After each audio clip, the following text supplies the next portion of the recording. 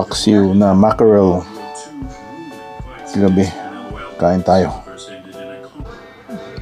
So, yan, 10 bit.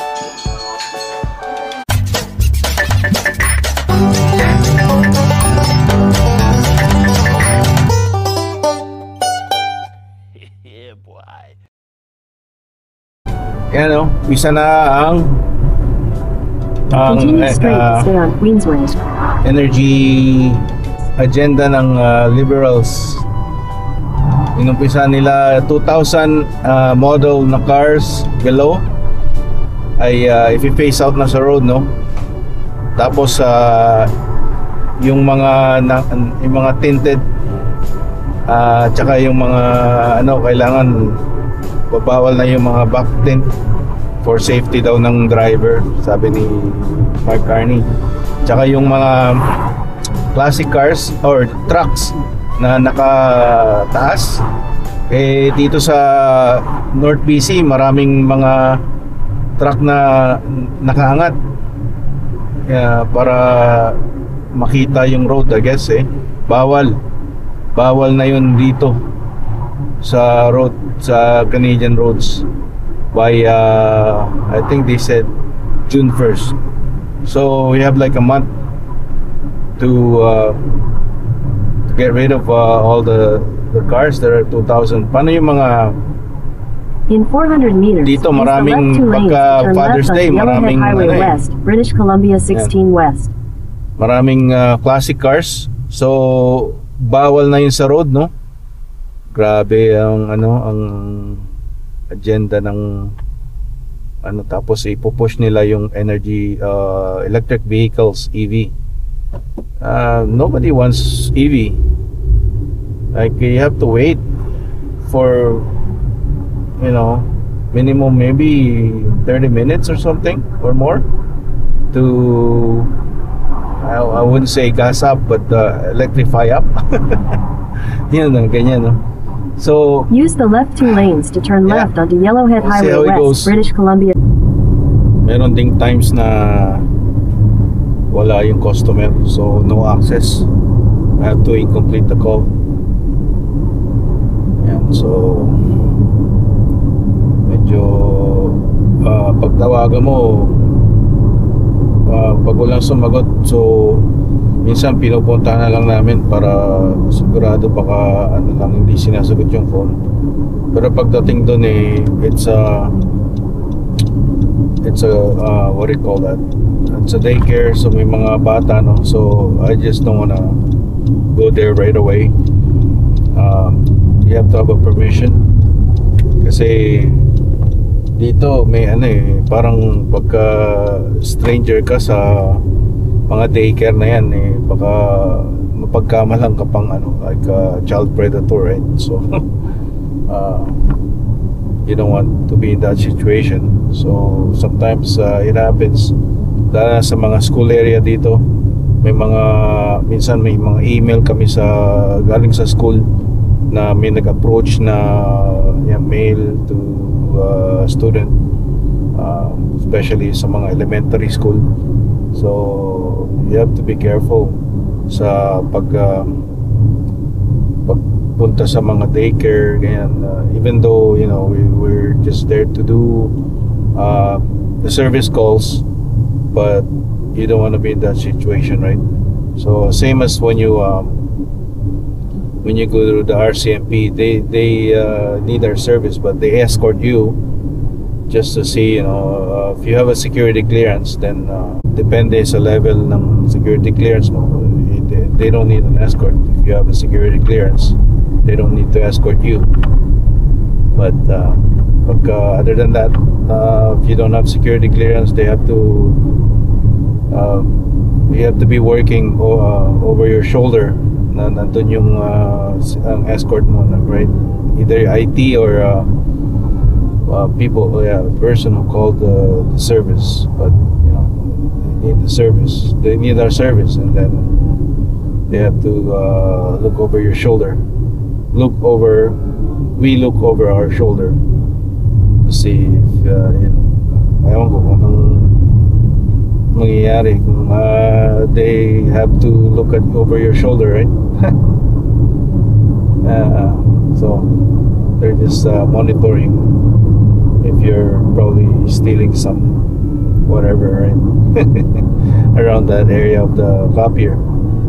So yung meeting nila ni Mark Carney, Prime Minister ng Canada, tsaka ni Donald Trump, yung sinasabi ni Trump na maging 51st state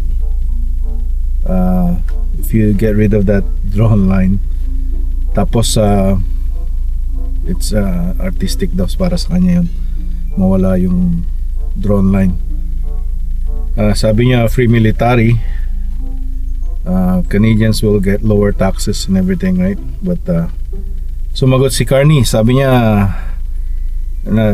it's not for sale ever. In the course na nag-meet siya sa owners of Canada, which he's referring to the king. So parang binabalik niya tayo sa colonial. Ang owners of Canada is the natives, yung mga Indians who've been here before sinakop ng Europeans, right? So he should hindi naman niya specific na si owners of Canada, the king, but sabi niya nag-meet siya with the owners of Canada, which he met King Charles, right? And that's hindi naman siya nag-meet sa mga indigenous pa. So yun yung kanyang tinutukoy, right? So the next day, magandang araw sa inyo, kabayan. Ngayon Thursday, May 8. Ano ngayon, 8 degrees outside, pero mukhang mainit pero medyo tamtaman lang. Ano, ang mahalaga ay wala ng snow. Pero yeah, hopefully we'll have a better summer. Walang forest fire. Laging may forest fire in the last couple years. I don't know, climate change sinasabi nila. So we're gonna be doing electric vehicle, be mandated by the government. Yan, so we'll see. Bili tayo ng bread. Meron tayong pandesal pero mabilis maubos. Yan ang ating pinang breakfast kanina. Pandesal tsaka pala natin. Pandesal tsaka peanut butter. Tinost ko yung pandesal kaya masarap. Yan, dito tayo sa Save On Foods. Ayan. Medyo mahal dito pero fresh ang mga binibenta nila rito. Yan, meron din silang online grocery shopping na may sarili silang truck mag-deliver. Iba gusto. Medyo mas mahal kaysa sa PC Superstore, but should be good to go. Shop.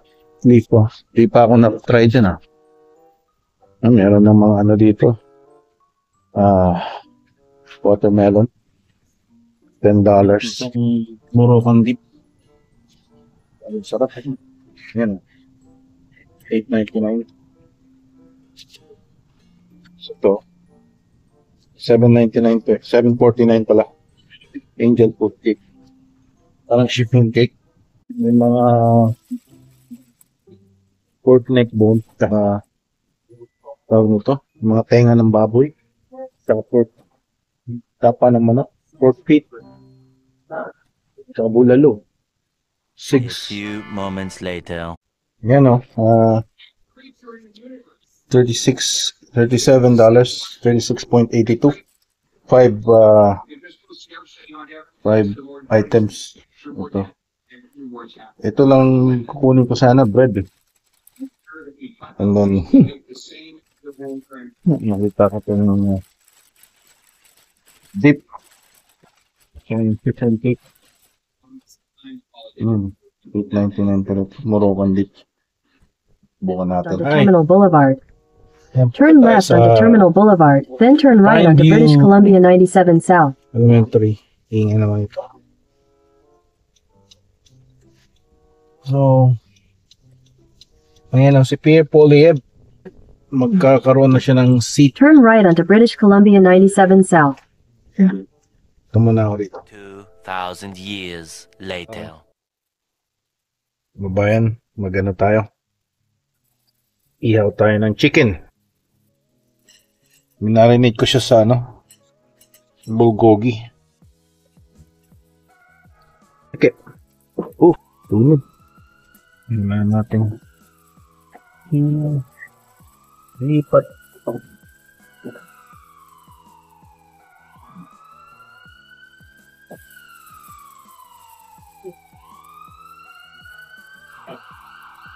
Ano eh.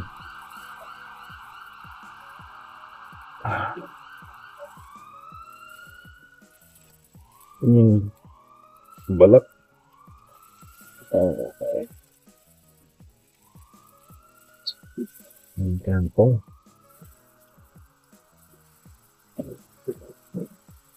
Bakit doon sa banda lang doon masitulog?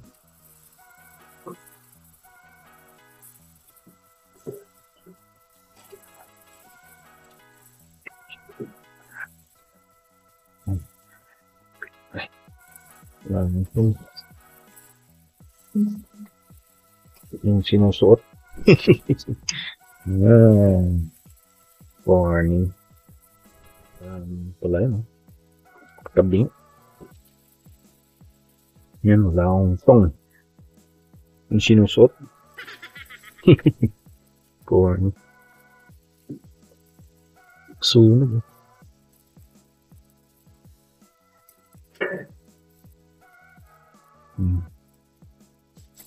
Ano na, may mga dahon na. Last time wala pa yan eh. Ayan, kailan patay na ata yung tree na yun, no? Mukha sila ng berries dyan eh, yung mga bear. So, gaano rin sila, nagkakalat. Dinrag down nila dito yung yung basurahan. May naamoy kasing basura sa sa loob ng garbage bin eh, kinukuha nila, tinatry nilang kumain. So ang ating politics ngayon is ang Alberta is trying to separate, so they lower down the referendum votes to 125,000 na lang ata para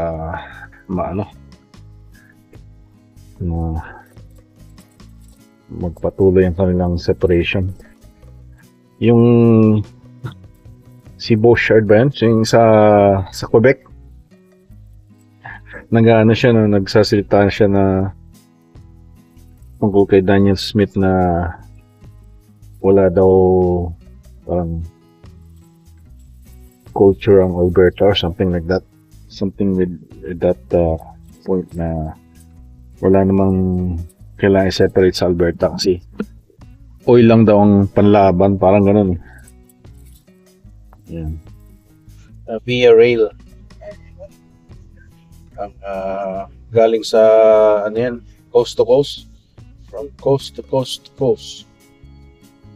So basta kayo, dito na naman tayo ng Friday. Yay!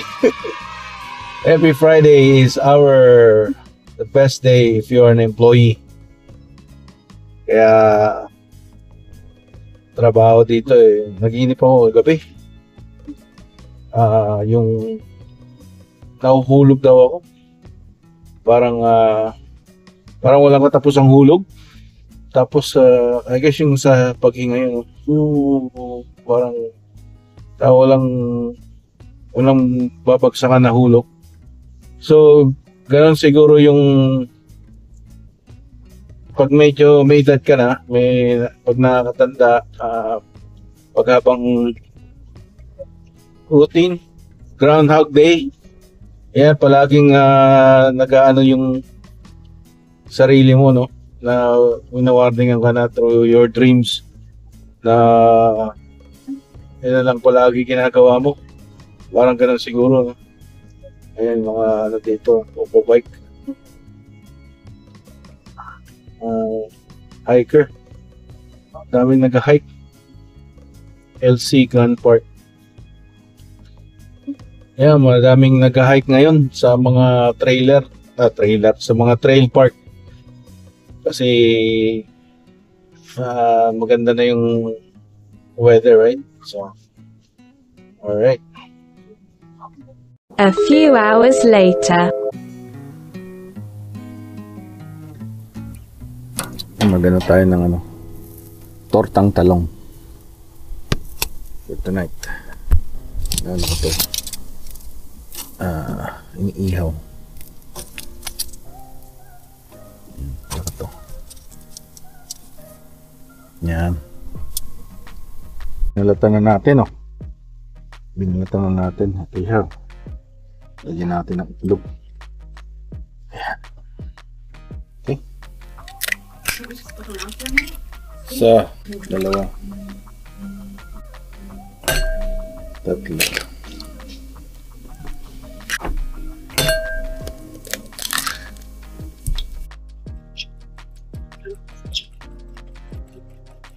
Batiin. Dito ko muna yung one side.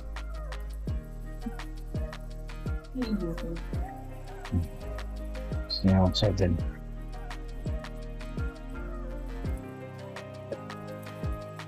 Para pantay mo.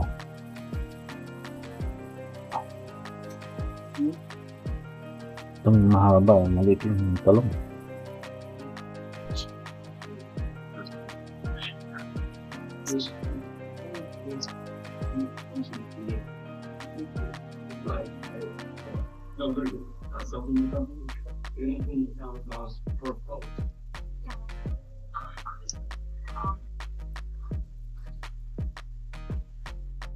Record natin.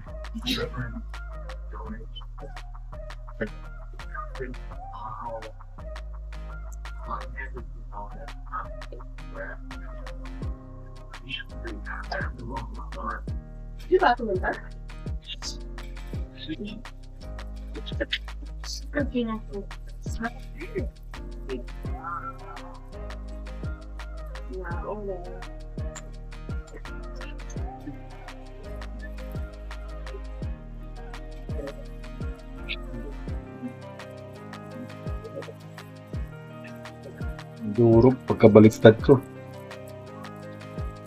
Okay na. Hintayin ng mantika. I-feel mo lang kung medyo mainit. Huwag mo yung ganun.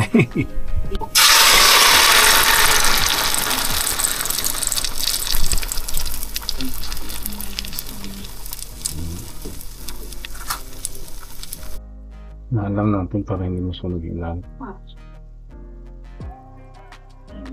Baliktad lang natin.